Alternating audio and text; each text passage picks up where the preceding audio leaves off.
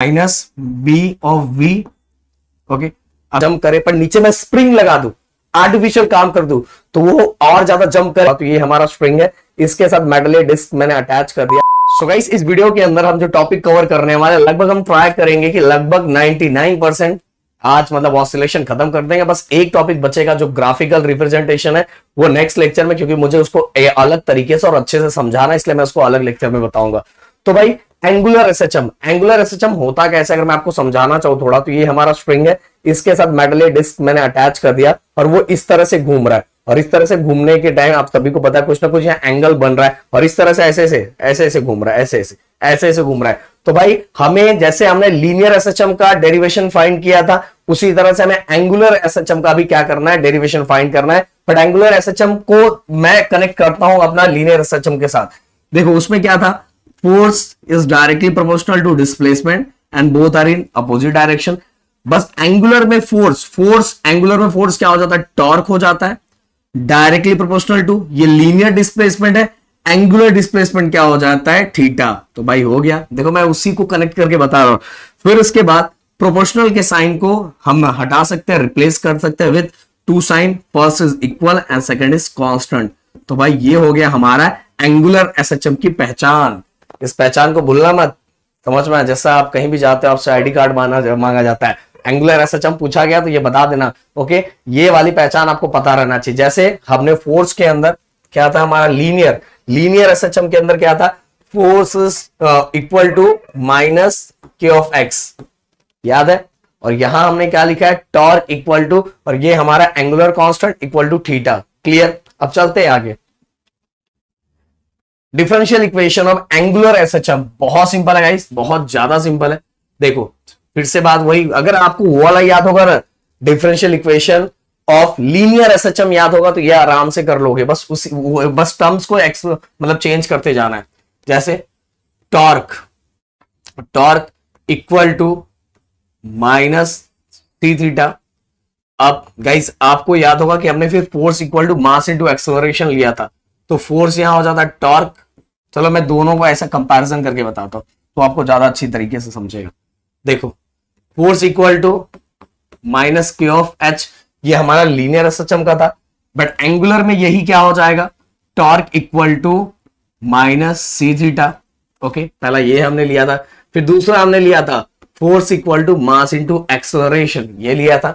तो भाई यहां फोर्स का हो जाएगा टॉर्क, रोटेशनल में फोर्स को हम क्या बोलते हैं, टॉर्क हो जाएगा, इक्वल मास किससे रिप्लेस हो जाएगा, मास रिप्लेस हो जाएगा मोमेंट ऑफ इनर्शिया से। एंड जो ये एक्सेलरेशन, लीनियर एक्सेलरेशन है, वो अल्फा, मतलब क्योंकि ये क्या हो जाएगा, एंगुलर एक्सेलरेशन, इसलिए अल्फा से रिप्लेस हो जाएगा। तो दोनों चीजें मैंने ऐसे कनेक्ट करके बताई जिससे हो सकता है आपको समझने के लिए ज्यादा आसानी हो। तो ये हो जाए हमारा इक्वेशन नंबर 1 और ये हो गया हमारा इक्वेशन नंबर 2। क्लियर, अब हम दोनों को इक्वेट करेंगे, I alpha equal to minus C theta. अब गाइस आई, देखो ये सभी चीजें बताई हुई है। अल्फा को क्या मैं ऐसा लिख सकता हूं, D omega upon D T. मतलब कहने का मतलब वही है ना, अल्फा मतलब एक्सेलरेशन, एंगुलर एक्सेलरेशन। तो एंगुलर एक्सेलरेशन का क्या होगा, एंगुलर वेलोसिटी अपॉन टाइम। अगर मैं अब सिंपल टर्म में बोलूं, समझ लो ये एक्सेलरेशन है, वेलोसिटी अपॉन टाइम कर सकता हूं ना, ऐसे चेंज कर सकता हूं। अब माइनस थीटा इक्वल के साइड आएगा तो प्लस थीटा हो जाएगा, इक्वल टू 0। अब गाइस मैं और क्या चेंजेस कर सकता हूं, मैं ऐसा चेंजेस कर सकता हूं, डी बाई डी टी, ये ओमेगा क्या, एंगुलर वेलोसिटी ना, एंगुलर वेलोसिटी है। तो एंगुलर वेलोसिटी को हम किस में चेंज कर सकते हैं, एंगुलर डिस्प्लेसमेंट के अंदर। तो हम कैसा हो जाएगा वो, D theta upon D T plus C theta equal to 0। Clear, अब गाइस आगे क्या होगा, ये देखो अब आगे, अब हम क्या करेंगे, इसको हम ऐसा रख सकते हैं, आई इक्वल टू, ये हो जाएगा डी स्क्वायर थीटा, ये हो जाएगा हमारा D square theta upon dt1, ये पूरा एक है, ये पूरा एक है, तो इसलिए dt स्क्वायर हो जाएगा plus C theta equal to 0। आपको याद होगा लीनियर एसएचएम में यहां m आया था, तो m से हमने पूरे इक्वेशन को क्या किया था, डिवाइड किया था। यहां हम किससे डिवाइड करेंगे, i से। क्योंकि m को यहां कौन रिप्लेस कर रहा है, moment of inertia.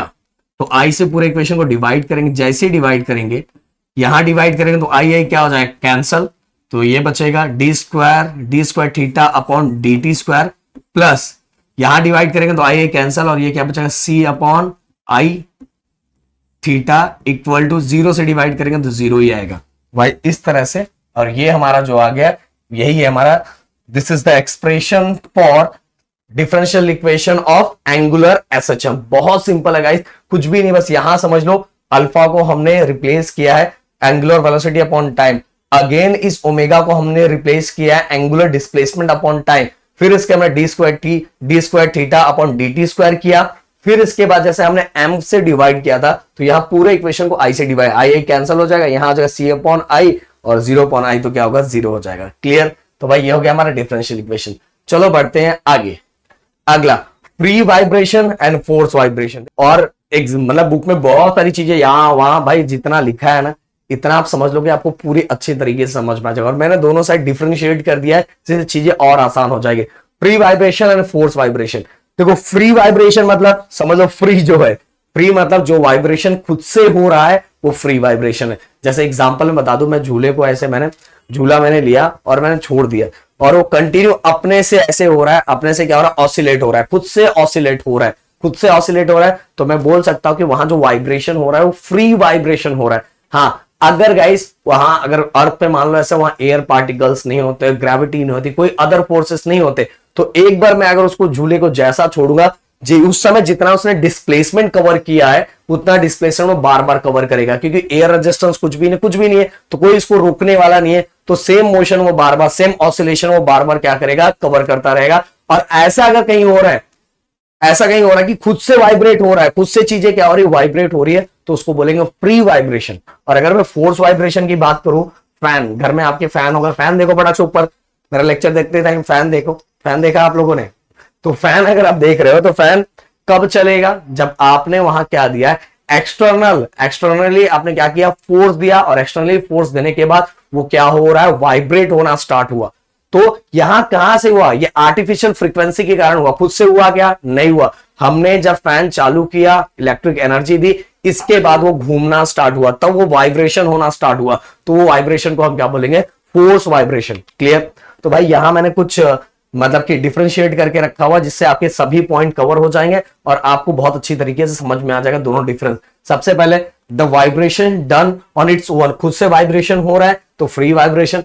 Force vibration, the vibration done by the help of external force, अगर बाहर के फोर्स से हो रहा है तो वो हो जाएगा फोर्स वाइब्रेशन। इसके बाद vibrate with the natural frequency, अगर मैंने बताया कि खुद की फ्रीक्वेंसी से क्या हो रहा है, वाइब्रेट हो रहा है। The body oscillate with artificial frequency, ये जो फ्री वाइब्रेशन है वो कैसे वाइब्रेट होता है, वाइब्रेशन परफॉर्म कैसे करता है, नेचुरल फ्रीक्वेंसी से, और ये वाइब्रेट कैसा होता है, विद आर्टिफिशियल फ्रीक्वेंसी, क्योंकि फैन का स्विच ऑन किया, इलेक्ट्रिक एनर्जी दी, तो भाई वो क्या हो गया, artificial frequency. Frequency of body without external force, जो बॉडी की फ्रीक्वेंसी जो जितने बार घूम रहा है वो किसके कारण हो रहा है, वो एक्सटर्नल फोर्स के कारण हो रहा है, इसलिए इसको बोलेंगे नेचुरल फ्रीक्वेंसी। और जो यहां जो फ्रीक्वेंसी बॉडी परफॉर्म कर रही है वो किसके कारण हो रहा है, आर्टिफिशियल फ्रीक्वेंसी, क्योंकि एक्सटर्नल फोर्स हमने दिया, एक्सटर्नल फोर्स दिया, इसके कारण उस बॉडी ने क्या किया, वाइब्रेशन, इसलिए उसने वाइब्रेशन किया है, इसीलिए हम उस फ्रीक्वेंसी को क्या बोलेंगे, आर्टिफिशियल फ्रीक्वेंसी। इसके बाद गाइस ऐसा मान लिया जाता है कि फ्री वाइब्रेशन के अंदर एनर्जी कांस्टेंट होती है, energy constant in absence of friction air resistance. इसके अंदर फ्रिक्शन और एयर रेजिस्टेंस क्या होता है, मतलब एब्सेंस रहता है, प्रेजेंस नहीं होता, ऐसा माना जाता है कि कोई ऑब्स्टेकल्स नहीं होते फ्री वाइब्रेशन के अंदर। बट गाइस इसके अंदर भी एनर्जीज मेंटेन कांस्टेंट, एनर्जी भी मेंटेन रहती है, बट कैसे, एक्सटर्नल फोर्स के कारण। एक्सटर्नल फोर्स, मैंने स्विच ऑन किया, स्विच ऑन करने का लाइट जब तक जाता रहेगा वो फैन सेम स्पीड से गोल गोल गोल गोल घूमता रहेगा, समझ में। एनर्जी इसमें भी कांस्टेंट रहती है, बट कैसे कांस्टेंट रहती है, बाय एक्सटर्नल फोर्स, समझ में। और इसके अंदर एनर्जी कैसे कांस्टेंट रहती है, आप सभी को पता है। मैंने झूले को, मैंने बताया ना, मैंने झूले को एक बार मोशन देके छोड़ दिया, वो सेम स्पीड, वो same vibration, same distance, same displacement तब तक कवर करती रहेगी जब तक उसके ऊपर कोई एयर पार्टिकल ग्रेविटेशनल कोई फोर्स एक्ट नहीं होगा तो सेम एनर्जी परफॉर्म करती रहेगी। इसलिए ऐसा माना जाता है कि फ्री वाइब्रेशन के अंदर फ्रिक्शन, एयर रेजिस्टेंस क्या होता है, एब्सेंस होता है। क्लियर? तो ये मैंने डिफरेंस बता दिया।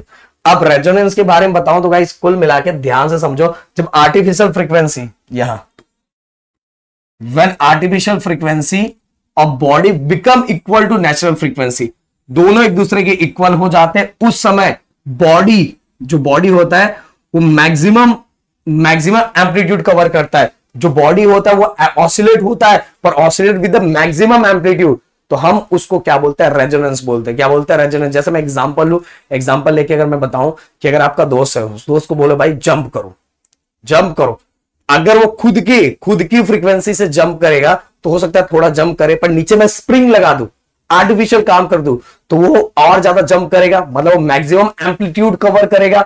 तो भाई जब वो आर्टिफिशियल फ्रीक्वेंसी नेचुरल फ्रीक्वेंसी के इक्वल हो जाता है, तो बॉडी जो ऑसिलेट करता है, उस समय जो ऑसिलेशन होता है, और उस समय ऑसिलेशन होने के time body maximum amplitude cover करता है, और इसी को हम बोलते हैं रेजोनेंस। जैसे मैंने एग्जांपल बोला ही कि अपने दोस्त को बोला भाई अभी घर में आपका भाई होगा ना, या भाई या बहन जो भी होंगे, तो उनको बोलो जंप करो, जंप करवाया, अब लाओ नीचे कुछ आर्टिफिशियल चीज, उस पे मतलब स्प्रिंग लगा, स्प्रिंग दो, और स्प्रिंग देने के बाद उनको बोलो जंप करने के लिए, तो थोड़ा और ज्यादा जंप करेंगे, क्योंकि मैंने कुछ एक्स्ट्रा ऐड कर दिया है। उसने नेचुरली की तो उतना एम्पलीट्यूड नहीं था, जब मैंने आर्टिफिशियल ऐड किया तो उसका एम्पलीट्यूड और ज्यादा बढ़ गया। तो वैसे ही रेजोनेंस का भी मतलब वही है कि आप समझ सकते हो, उस मतलब वो छोटा सा एग्जांपल मैंने जस्ट समझाने के लिए आपको दिया है कि जब भी आर्टिफिशियल फ्रीक्वेंसी नेचुरल फ्रीक्वेंसी के इक्वल हो जाएगा, तो बॉडी उस समय जो ऑसिलेशन लेगा, उस ऑसिलेशन का एम्पलीट्यूड जो होगा वो क्या होगा, मैक्सिमम होगा। और इस तरह से आपके बुक में ग्राफ दिया हुआ है। क्लियर? अब चलो आगे तरफ। नेक्स्ट है हमारा डैम्प ऑसिलेशन। डैम्प ऑसिलेशन को समझने के लिए सबसे पहले स्टार्टिंग में एक चीज बता देता हूं। एक अगर हो सकता है आपने कभी कुएं से पानी निकाला होगा तो वो आपको फील हुआ होगा, अगर हो सकता है नहीं निकाला होगा तो जो बताने जा रहा हूं वो जरूर फील कर लेना। अगर आप कभी नहा रहे हो, आजकल में कभी नहाओगे तो वो जरूर करना। अगर वो नहीं किया है तो भाई क्या ही स्टूडेंट बन के मतलब, भाई ये सब तो जरूर कर। नहाने के टाइम हम लोग बहुत सारे एक्सपेरिमेंट करते हैं, बहुत सारे एक्सपेरिमेंट करते हैं। आप क्या क्या करते हो जरूर मुझे बता। ऐसा नाक ऐसा बंद करके ऐसे बाल्टी में अपने पानी डाल, मतलब पानी में बोल रहा हूँ, पानी में ऐसा सर डाल देते, बहुत सारी चीजें करते हैं। आप बोलोगे सर आपने भी किया, तो भाई हम क्यों नहीं करेंगे, हमने भी कभी कभी ट्राई किया हुआ है ये सब चीजें। तो भाई मैं सर बता क्या रहे हो आप, करना क्या है सर ये तो बताओ। देखो गाइस, जब अगर जिसने भी कुएं से पानी निकाला होगा उसको पता है कि जब बाल्टी कुएं के अंदर, जब पानी के अंदर जाती है उस समय भी आपने को बहुत ज्यादा दम लगाना पड़ता है, और जब बाल्टी बाहर निकालते हैं तो भी दम लगाना पड़ता है। इसका मतलब क्या है कि जब कुएं के अंदर हम बाल्टी डालते हैं, पानी के अंदर जब बाल्टी जाता है तो उस समय जो लिक्विड होता है उसको आने के टाइम भी रोकता है और जाने के टाइम भी रोकता है। दोनों के टाइम वो क्या लगाता है, उसमें फोर्स लगाता है। सेम चीज अगर आपको देखना है और समझना है तो भाई आप कल नहाने के टाइम क्या करना, मग लेना, जो मग है उस मग को उल्टा करके इसे दबाना पानी के अंदर। जब दबाओगे तो भी मतलब बहुत ज्यादा अपने को दम लगेगा। क्यों दम लगेगा? क्योंकि लिक्विड भी फोर्स लगा रहा है, उसको अंदर आने से रोक रहा है। और जब वो अंदर चला जाएगा तो वाटर की प्रॉपर्टी हो गई ना, वाटर बोलेगा मेरी प्रॉपर्टी हो गई। तब जब वो अंदर चला गया तो बाहर आने के लिए भी, बाहर नहीं आने के लिए कौन रोक रहा है उसको? वाटर रोक रहा है। ये करके देख लेना, जब अंदर से निकालोगे ना मग को तो भी आपको ज्यादा दम लगेगा, ज्यादा दम लगे निकालने के टाइम। जब आप उसको निकालोगे ना पानी से बाहर आने के टाइम बहुत ज्यादा दम लगेगा, और जब उसको पानी के अंदर डाल रहे हो तो भी दम लगेगा, क्योंकि लिक्विड उसको जाने के टाइम और आने के टाइम दोनों के टाइम क्या कर रहा था, फोर्स लगा रहा था।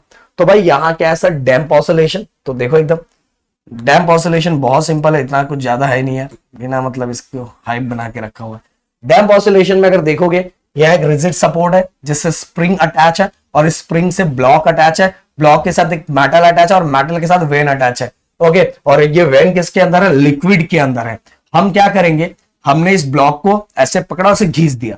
घिसने के बाद आप सभी को पता है जो स्प्रिंग है, स्प्रिंग लगने की वजह से ये सिंपल हार्मोनिक मोशन परफॉर्म करेगा। क्या परफॉर्म करेगा? Simple harmonic motion. तो भाई जैसे मैं इसको खींचूंगा, ऐसे खींचूंगा और खींचने का मैं छोड़ दूंगा तो ऐसे ऐसे ऐसे ऐसे ऐसे ऐसे ऐसे से होना स्टार्ट होगा, ऐसे से होना स्टार्ट होगा, और धीरे धीरे क्या होगा, धीरे धीरे थोड़े टाइम के बाद ये रुक जाएगा। तो ऐसा क्यों हो रहा है? इसमें हमें एक डैम्प ऑसिलेशन क्या है, कैसे समझा, तो ये चीजें। तो भाई जैसे मैंने इसको ऐसे खींचा, ऐसे खींचने का छोड़ दिया, तो इस तरह से वो क्या करने लगा, सिंपल हार्मोनिक मोशन परफॉर्म करने लगा। बट गाइस ये क्या कर रहा है, जब ये नीचे जा रहा है फिर ऊपर आ रहा है, इस समय ये लिक्विड क्या कर रहा है, लिक्विड क्या कर रहा है, इस पे डैम्पिंग फोर्स अप्लाई कर रहा है।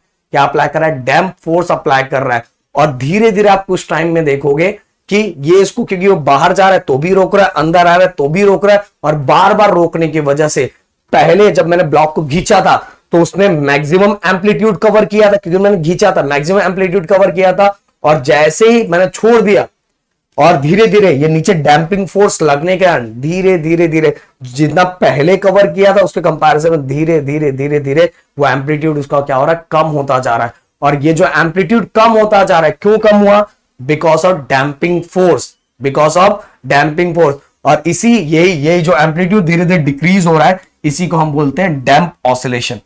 देखो धीरे धीरे धीरे धीरे पहले जितना था, पहले जितना एम्पलीट्यूड था वो एम्पलीट्यूड मतलब पहले उसने जितना कवर किया था, पहले मैंने खींचा तो ज्यादा कवर किया था, मैक्सिमम एक्सट्रीम लेवल पे कवर किया था, और फिर इसके बाद नीचे डैम्पिंग फोर्स लगने के कारण धीरे धीरे धीरे धीरे उसका एम्पलीट्यूड क्या हो गया, कम हो गया।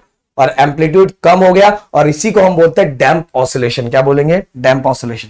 तो ध्यान दो डैम्प ऑसिलेशन का,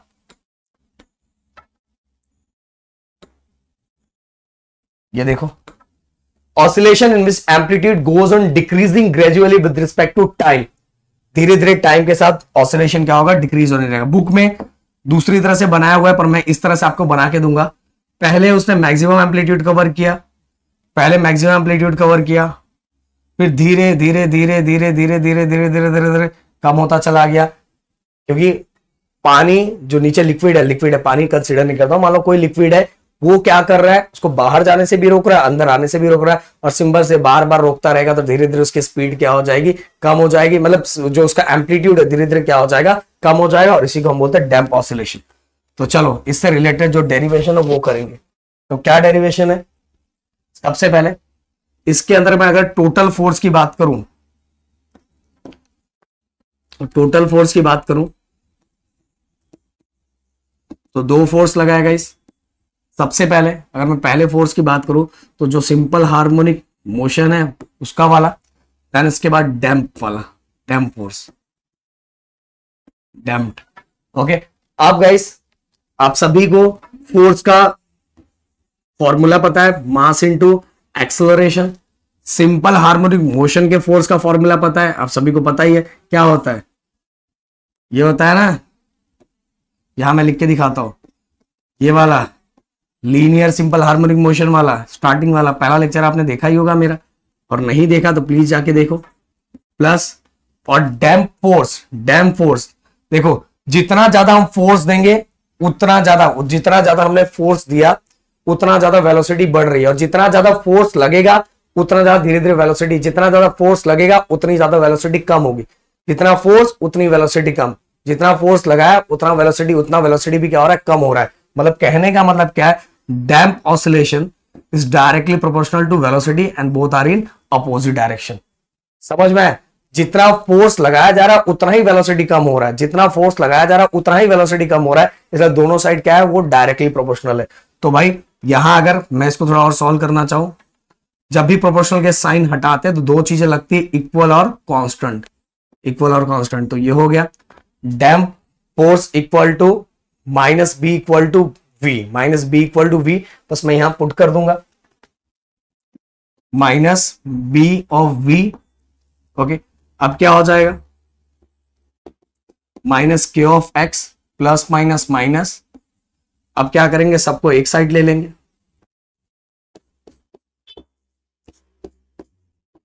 इक्वल टू 0।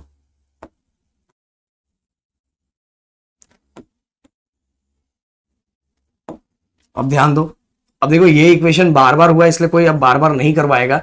एक्स पीछे भी हमने फर्स्ट लेक्चर में भी देखा है, सेकंड में भी देखा है, इसलिए अब डायरेक्ट ही लिखता हूं। एक्सेलरेशन को डायरेक्ट आप ऐसा लिख सकते हो, D square x upon D T square. बहुत सारे बच्चों के क्वेश्चन ये कैसे लिखा मैंने, ये अगर आपने फर्स्ट सेकंड लेक्चर देखा होगा तो मुझसे पूछने की जरूरत नहीं है आपको, इसलिए पहले जाके फटाफट देख लो भाई।